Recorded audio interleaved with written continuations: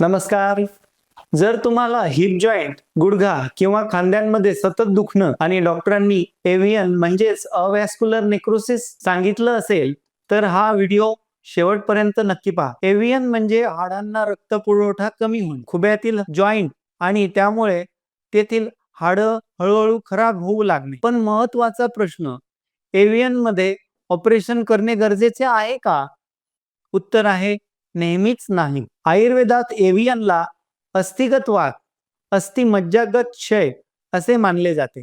योग्य वेळी उपचार केल्यास वेदना कमी होतात, चालणे सुधारते, हाडांची झीज मंदावते. बस्ती चिकित्सा, औषधे आणि योग्य आहार हे एव्हियन मध्ये अत्यंत प्रभावी ठरतात. जर एव्हियन स्टेज 1 किंवा स्टेज 2 मध्ये असेल तर अनेक रुग्णात ऑपरेशन टाळले गेलेले आहे. अशा उपयुक्त माहितीसाठी आमच्याशी जुळलेले राहा, सबस्क्राईब करा आणि इतरांना शेअर करा. धन्यवाद.